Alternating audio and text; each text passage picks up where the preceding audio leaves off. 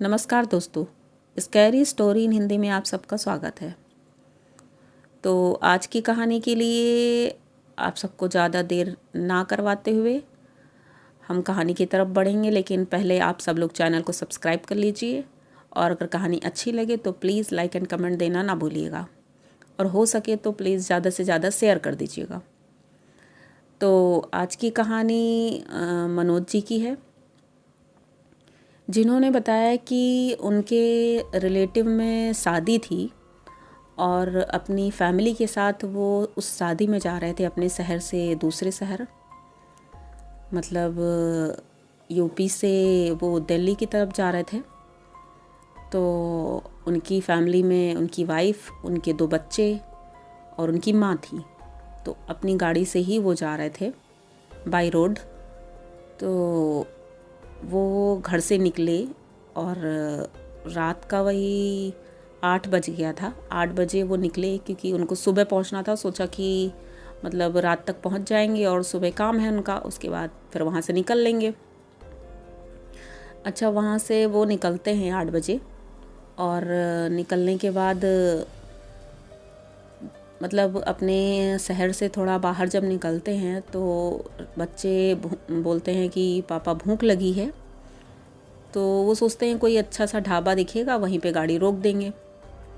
लेकिन उसी बीच में बारिश होने लगी और बारिश इतनी तेज़ थी कि उन्हें लगा कि अब कहीं रुकना तो ठीक नहीं है, क्योंकि गाड़ी से बाहर निकलेंगे तो भीग जाएंगे। ये सोच करके उन्होंने सोचा जो अच्छी जगह होगी तो वहीं पर रोकेंगे, क्योंकि ढाबे भी ओपन होते हैं तो ऐसी जगह पे भीग जाएंगे। तो वो चलते रहे। काफ़ी दूर चलने के बाद बारिश हल्की हो गई थी, थोड़ा हल्की हल्की बारिश थी। तो और कोई अच्छा ढाबा मिल नहीं रहा था। तो वहाँ पर ये देखा दूर दूर तक जब कोई ढाबा नहीं मिला तो ऑप्शन के तौर पे एक छोटा सा ढाबा था, वहाँ पर एक लाइट जल रही थी। अब बच्चे जिद कर रहे थे तो उन्होंने सोचा चलो यहीं पे रोक देते हैं। तो वो वहाँ पे रुके और उन्होंने बाहर गाड़ी से निकल के सोचा कि पहले मैं देख लेता हूँ, बाद में सबको बुलाऊंगा। वो गाड़ी से उतरे और ढाबे की तरफ बढ़े। छाता लिया हुआ था, छाता ले कर के धीरे धीरे गए वहाँ पर। तो वहाँ पर एक आदमी था जो खाना बना रहा था और एक वेटर था और एक जो बर्तन वगैरह धुल रहा था। टोटल 3 लोग थे। तो बारिश की वजह से वहाँ थोड़ी कीचड़ भी थी। तो हमने उससे पूछा भैया खाना मिल जाएगा यहाँ पर? तो उन्होंने बोला कि हाँ ये तो अच्छा है आप टाइम पे आए हैं, क्योंकि इसके बाद तो अब खाना नहीं मिलेगा, क्योंकि अब बंद होने जा रहा है, वैसे भी लेट हो गया है, 1 बज चुका था। तो उन्होंने कहा ठीक है हमारे लिए खाना लगा दो, मतलब 5 लोग हैं हम लोग। ड्राइवर भैया से पूछा तो उन्होंने बोला कि नहीं मुझे खाना नहीं खाना है, क्योंकि खाना खा लेंगे तो नींद आने लगेगी, तो मैं सिर्फ चाय पी लूँगा। तो उन्होंने बोला ठीक है, अच्छा 1 चाय बना दो और 5 लोग का खाना लगा दो। अच्छा, उन्होंने खाना लगाया, उन्होंने सबको, मनोज जी ने सबको बुलाया गाड़ी से कि चलिए भाई खाना खा लो। अच्छा, सब लोग उतरते हैं गाड़ी से और जाते हैं। अब वो वेटर खाना लगा रहा है। अब ये लोग नॉनवेज नहीं खाते थे, इन्होंने वेज थाली बोली थी और शायद मैं भी बताना भूल गई, लेकिन मनोज जी ने बोला था कि हमें वेज खाना ही चाहिए, नॉनवेज नहीं चाहिए। लेकिन वेटर ने सबके लिए नॉनवेज बिरयानी रखी थी। तो ये देख कर के मेरी माताजी तो बहुत गुस्सा हुई। वो बोली हमारा तो धर्म भ्रष्ट कर दिया और ये नॉनवेज खाना रख दिया, मुझे नहीं खाना है। वो गुस्सा होने लगी। अच्छा, वेटर कुछ बोल नहीं रहा था। वेटर ने उसके बाद वो थालियाँ उठा के चला गया और मालिक बोला कि ऐसा है तो फिर खाना नहीं है यहाँ पर, क्योंकि वेज में कुछ भी है नहीं। तो ये लोग बोले चलो ठीक है चलते हैं यहाँ से। लेकिन उस बीच में उनके बच्चे जिद करने लगे, नहीं मुझे तो कुछ खाना है, नहीं मुझे कुछ खाना है, स्नैक्स ही ले लो कुछ। तो उनके पापा ने बोला, मनोज जी ने, कि चलो ठीक है अच्छा कुछ ले लेते हैं। अच्छा, हल्का फुल्का कुछ स्नैक्स वगैरह, बिस्किट, ये सारी चीज़ें वो लेने के लिए जैसे ही दुकान पे गए तो वहाँ पर एक एक बूढ़ी दादी बैठी थी जो बगल में उसकी दुकान थी। तो वहाँ से उन्होंने स्नैक्स लिए। वो दादी लेकिन कुछ बोल नहीं रही थी। तो उन्होंने बोला कि भाई 2 पैकेट हमें वो चिप्स के दे दो और बिस्किट दे दो। तो वो उन्होंने दिया। उसके बाद जब ये पैसे देने लगे तो वो कुछ पैसे ले भी नहीं रही थी, ना कुछ बोल रही थी। ये सब देख कर इन्हें थोड़ा अजीब लगा कि ये ऐसा क्यों कर रही हैं, क्या सो रही हैं, मतलब कुछ बोल भी नहीं रही हैं। लेकिन उन्होंने उसके पैसे उनकी टेबल पर रखे और वहाँ से चले गए लेके। अच्छा, सब कुछ ठीक था, लेकिन उधर उनकी गाड़ी जो बाहर खड़ी हुई थी, ड्राइवर सोने लगा था और गाड़ी के सारे दरवाजे खुले हुए थे। ये जैसे ही गाड़ी की तरफ बढ़े, इन्होंने सोचा ये गाड़ी के दरवाजे खुले क्यों हैं, ड्राइवर सो रहा है, मतलब इतनी जल्दी ये सोने भी लगा, ये हमें इतनी दूर जाना है, कैसे जाएंगे, बल्कि चाय भी अभी पिया है। अच्छा, लेकिन फिर उसको जगाया गया। उसके बाद बोला सब चलो हम लोग चलते हैं। सब लोग गाड़ी में बैठ गए। अब यहाँ से कहानी शुरू होती है। इनकी गाड़ी यहाँ से चलती है, लेकिन अब ये 5 और ड्राइवर को मिला के 6 लोग थे, लेकिन 6 नहीं, अब ये यहाँ से 7 लोग थे। इनको पता नहीं था। और ये लोग यहाँ से निकलते हैं। अब इनकी गाड़ी में इनकी माताजी ये थोड़ा गुस्से में बोली कि बताओ, वहाँ पर हम लोग ढाबे में रुके और उसने नॉनवेज दे दिया, और मतलब ऐसे ही फालतू में गुस्सा करने लगी। तो इनका बेटा बोला, अरे अम्मा कोई बात नहीं, चलो आगे कहीं देखेंगे, नहीं तो अब तो थोड़ी देर बाद सुबह होने वाली है, हम लोग पहुँच जाएंगे जल्दी से। उसके बाद उनकी बीवी को उल्टी होने लगी अचानक से। तो अच्छा, गाड़ी रोकी गई और एक जगह उनका मतलब जी मिचला रहा है। उन्होंने बोला उल्टी हो रही है मुझे। उनको पानी वानी पिलाया गया और उसके बाद मुंह धुला। उसके बाद फिर गाड़ी में बैठ गई। फिर थोड़ी दूर आगे पहुंचते हैं तो उन्हें लगा उनकी गाड़ी के आगे से कोई निकल के गया। ये ड्राइवर को मतलब ऐसा हल्का सा लगा, लेकिन फिर उसने सोचा शायद मतलब मुझे नींद आ रही है, इस वजह से ऐसा हो रहा है। वो चलता रहा। उसके बाद थोड़ी देर बाद गाड़ी में एकदम से झटका लगा और गाड़ी बंद हो गई। अब गाड़ी बंद हो गई, जंगल में एकदम सन्नाटा, वहाँ पे गाड़ी बंद हो गई।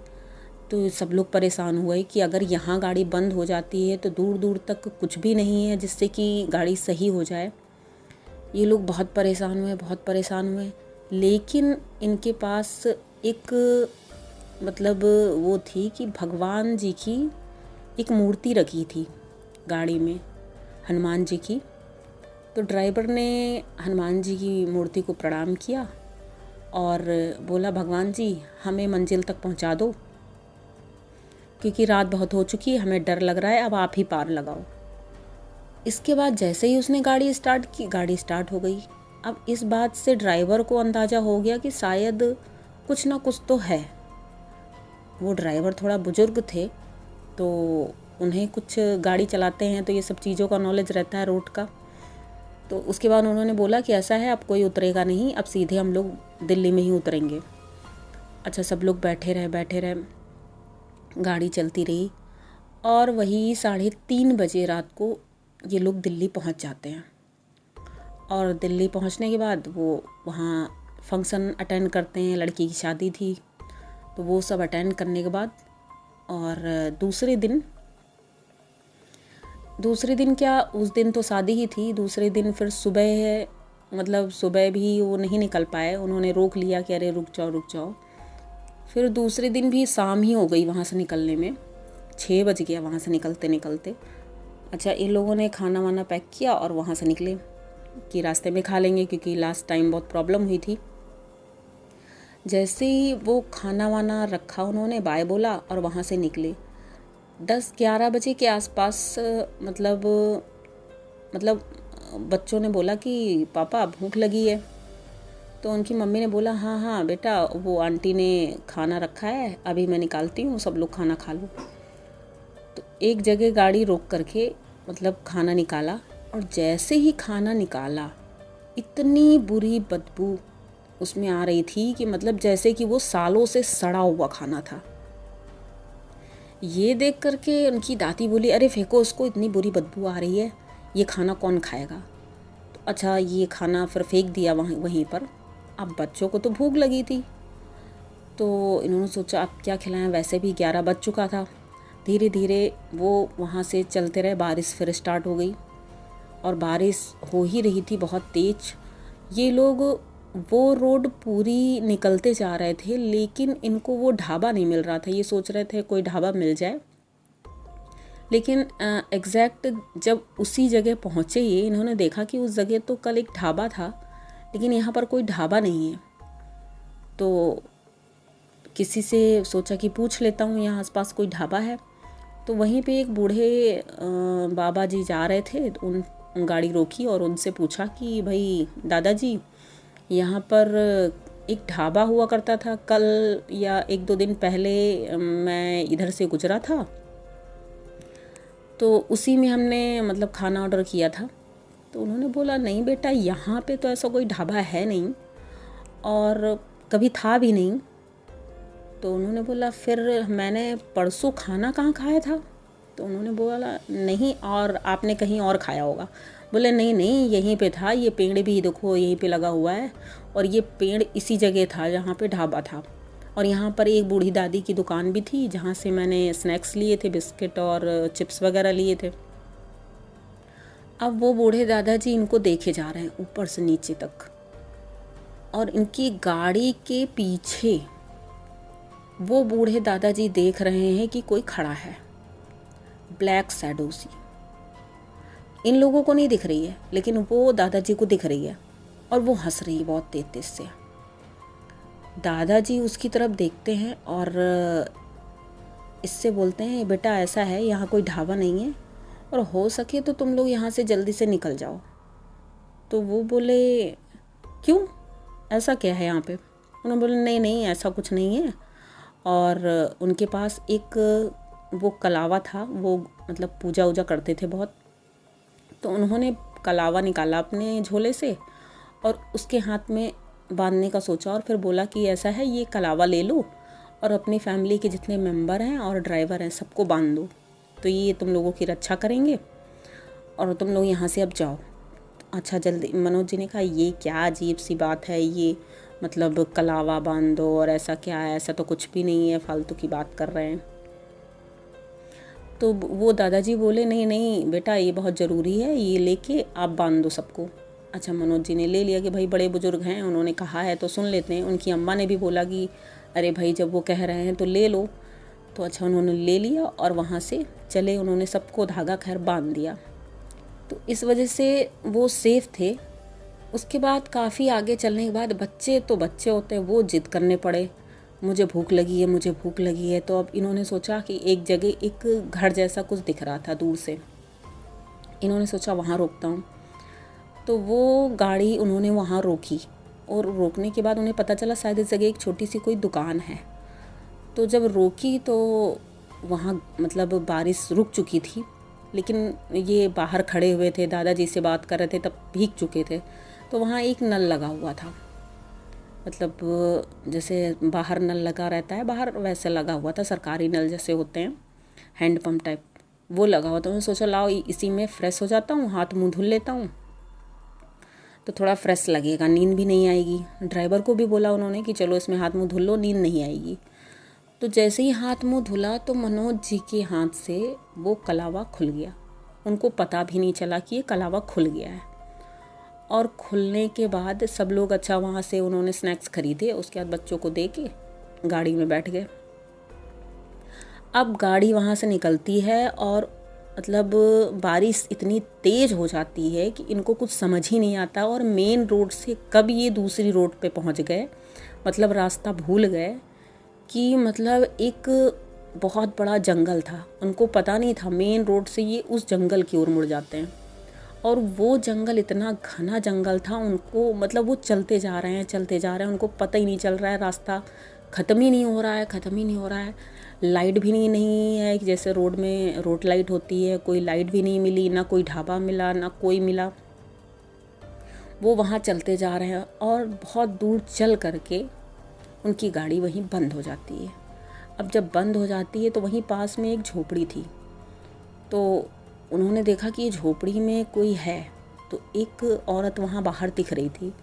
तो उन्होंने पूछा कि भाई ये रोड किधर जा रही है, क्योंकि मुझे लगता है हम लोग रास्ता भटक गए हैं। तो वो बोले बेटा ऐसा है, यहाँ से आप जहाँ जा रहे हो वहाँ तो आप सुबह तक पहुँचोगे, क्योंकि रास्ता इधर से दूर पड़ेगा, तो आप लोग रात में यहीं पे रुक जाओ, सुबह चले जाना। तो वो बोले नहीं नहीं, हमें रुकना नहीं है और हमें जाना है। तो माताजी उनकी बोली ये क्या बोल रही हैं? तो उन्होंने बताया कि भाई ऐसा ऐसा बोल रही हैं कि यहीं पे रुक जाओ। तो बोली नहीं नहीं, रुकेंगे नहीं, ऐसी जगह रुकना नहीं चाहिए कहीं भी नहीं। लेकिन अब वो बहुत फोर्स करने लगी कि अरे तुम लोग और जंगल में फंस जाओगे, वहाँ आगे बहुत घना जंगल है, यहीं पे रुक जाओ।